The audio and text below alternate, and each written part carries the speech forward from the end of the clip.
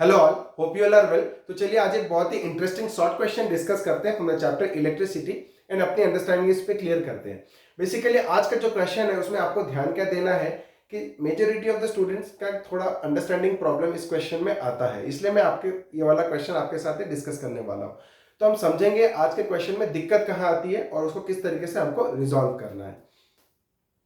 तो क्वेश्चन क्या दिया हुआ है, देखिए हमको दे दिया हुआ है an electric heater of resistance 44 ohm draws 5 ampere from the service main for 2 hours मतलब क्या दिया क्वेश्चन कि एक इलेक्ट्रिक हीटर है जिसका रेजिस्टेंस है 44 ओम, वो क्या करता है 5 एम्पियर ड्रॉ करता है 2 घंटे के लिए। कहां से? सर्विस मेन से 5 एम्पियर का करंट ड्रॉ करता है खुद चलने के लिए 2 घंटे में। ओके, तो ये बोल रहा है calculate the rate at which heat is developed in the heater. हमको क्या निकालना है? Calculate the rate at which heat is developed in the heater.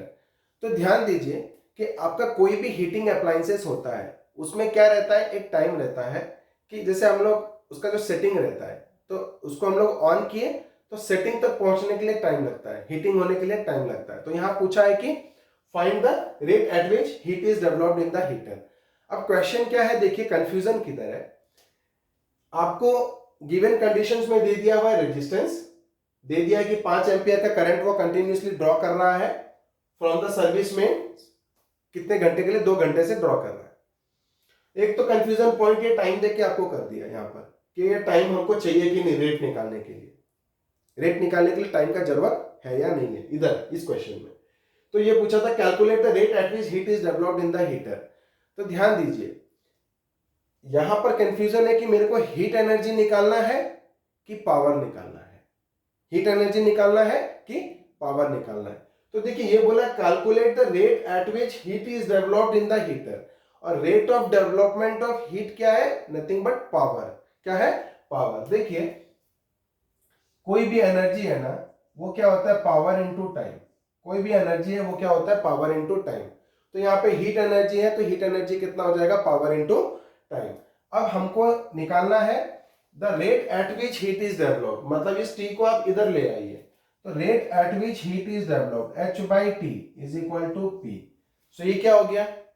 Power represents nothing but the rate at which heat is developed, rate at which heat is developed. मतलब हमको यहां पर दिया calculate the rate at which heat is developed in the heater.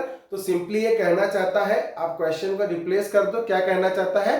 Calculate the power, calculate the power. उसके बाद given conditions में हम देखेंगे कि क्या क्या हमको दिया हुआ है और क्या क्या एक्चुअली यूज आने वाले हैं और क्या क्या कंफ्यूजन पैदा कर रहे हैं। ओके, तो देखिए पावर, पावर अभी हमको समझ में आ गया कि क्या निकालना है? Power. Rate at which heat is developed मतलब ये हो गया पावर। हमको क्या निकालना है? पावर।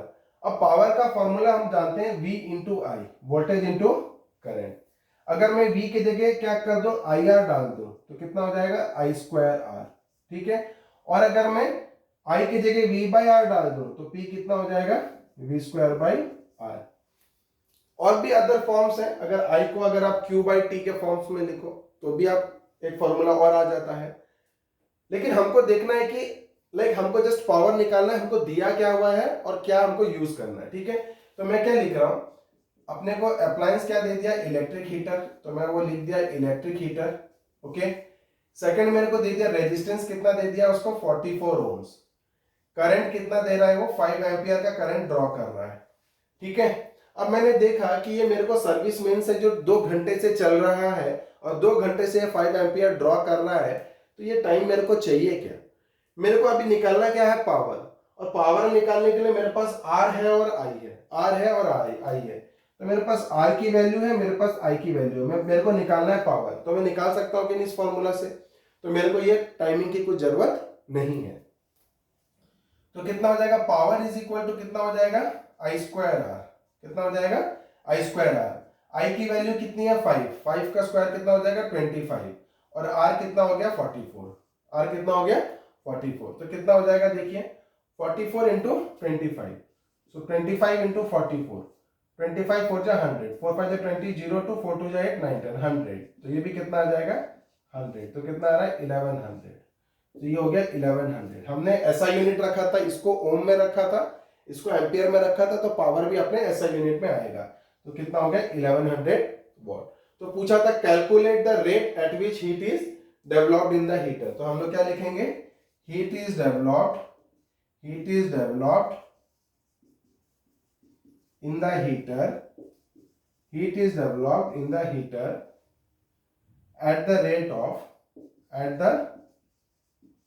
of कितना 1100 watts, at the rate of 1100 watts। तो आज के क्वेश्चन में हमने देखा किस तरीके से अपने को जो क्वेश्चन की अंडरस्टैंडिंग लेनी है और किस तरीके से इसको, किस अप्रोच से हमको इसको सॉल्व करना है। तो आगे के वीडियोस में हम और कुछ इंटरेस्टिंग क्वेश्चंस लेके आएंगे। आपके लिए अभी के लिए इतना ही, बने रहिए मेरे साथ मेरे आगे वीडियोस के लिए। Thank you.